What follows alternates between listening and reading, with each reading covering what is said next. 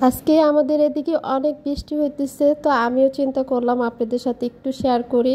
বৃষ্টি নামার অনেক দেখা যাইতেছে যে অনেক বৃষ্টি আসবে, তো আমিও চিন্তা করলাম যে এটা আপনাদের সাথে একটু শেয়ার করি।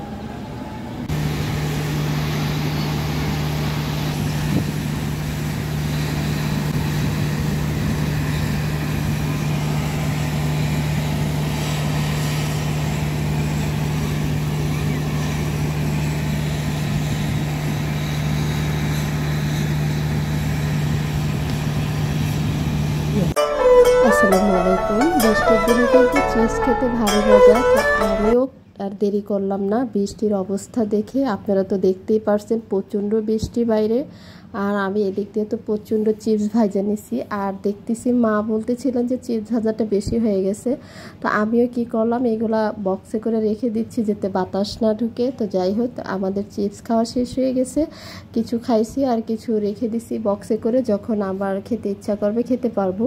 আর এখানে চলে আসছি চা খাওয়ার জন্য, চা বানায় নিতেছি। প্রচণ্ড ঝড় তুফান আসতেছে, আর আপনারা তো সেটাই দেখতে পারলেন আমার ব্লগে, তো আপনারা দেখা ট্রাই করবেন। তো চিন্তা করলাম যে চা খাইলেই তো হবে না, তো ভুনা খিচুড়ি রান্না করতে হবে।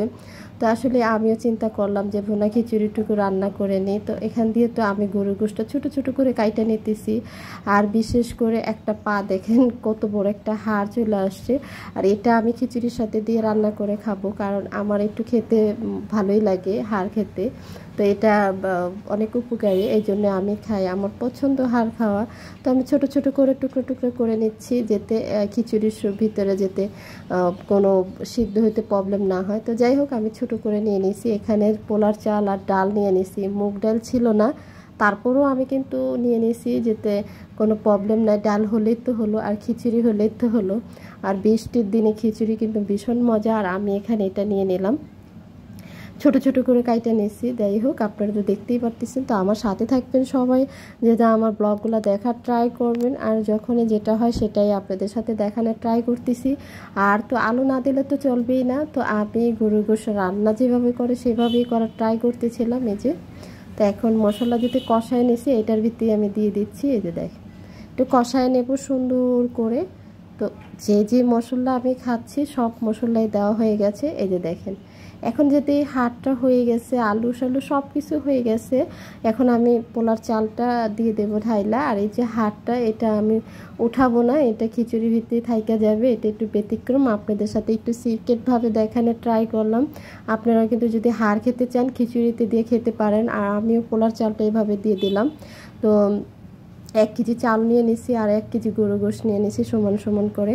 আর এখন বৃষ্টি হচ্ছে, প্রচণ্ড বৃষ্টি, যদি খিচুড়ি না খাই তাহলে কেমন দেখা যায়। আমি আচার দিয়ে খিচুড়িটা খাবো। আর এই দেখেন গরম পানিটা অ্যাড করে দিচ্ছি। আর আমার খিচুড়িটা আলহামদুলিল্লাহ হয়ে গেছে। আমার সাথেই থাকবেন সবাই, দেখেন কেমন হয়েছে। এখন যদি গরম খিচুড়ির ভিতরে গরুর একটা পা যদি পাওয়া যায়, দেখেন এটা বড় একটা হাড়, এই হাড়টা আমার এই খিচুড়ির ভিতরেই আছে। তো আপনারা কিন্তু বাসায় ট্রাই করে দেখতে পারেন। হ্যাঁ, এক্সেলেন্ট হয়েছে।